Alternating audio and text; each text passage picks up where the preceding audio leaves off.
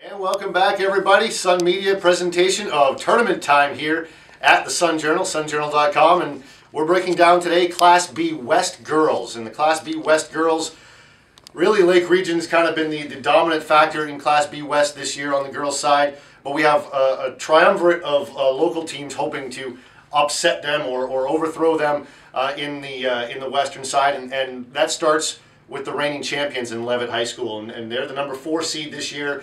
They fell a little bit, missing Courtney Anderson a little bit, but Kristen certainly picked up the slack. And they also have Adriana Newton. They've got some very big weapons there at Leavitt, and even as the 4 seed, they could cause a stir. Yeah, it's rare to see the defending state champs, coming back and being the 4 seed after a really great season. They have, Newton and Anderson both were 1,000-point scorers this year, which is pretty rare to see one team have two. Reach that milestone in the same year. I've only seen it happen with one on the team, and that was about 15 years ago.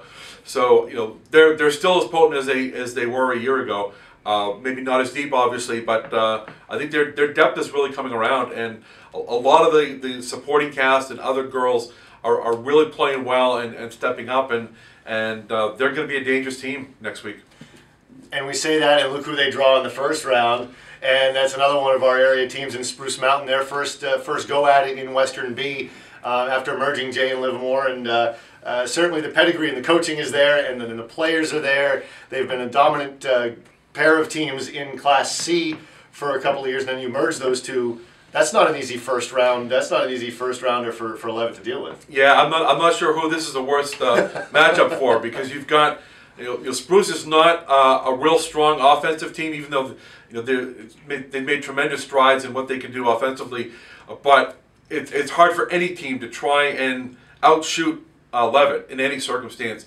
But meanwhile, from Leavitt's perspective, they're going up against Gavin Kane and the kind of defensive ball that he brings, and not many teams succeed against his defensive team. So that's really going to be a big matchup. I'm looking forward to it. I'm curious to see what kind of defense Kane will bring against Leavitt, and how they're going to match up with each other. And I kind of feel bad for either one of those teams, because it's a tough part of the bracket for them to be in, because whoever wins this game ends up playing Lake Region, right? And that could be the regional final right there. If it's like Leavitt and Lake Region in the semifinal, those are two heavyweights going at it.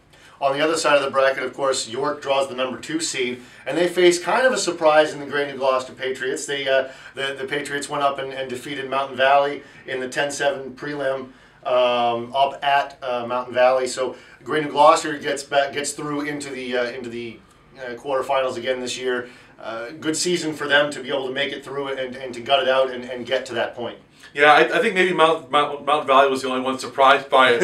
I think Gray is they had a new coach and a young team this year, and so they had some growing pains early on. So it took a little while, but I saw them late in the year, and they really started to make some strides. And of course, they had to finish the season playing Greeley and Lake Region, which wasn't great for boosting their standing in the Hill Points, but it kind of gave them a good measuring stick of where they were at, and I thought they could really give Mountain Valley a good run, if not beat them, and they obviously did that.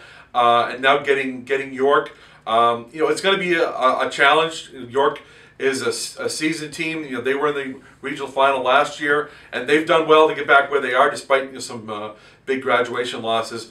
It's going to be tough for Gray, but they've made a lot of progress, and I think they're anxious to go down there and see what they can do against the Wildcats. Greeley and Wells, the 3-6 on that side as well. So some good matchups here in Class B West. We'll look forward to seeing you and them on the courts down there at the Portland Expo, and then of course the Cumberland County Civic Center. Kevin Mills, Justin Pelletier for Sun Media. Enjoy the tournament, folks.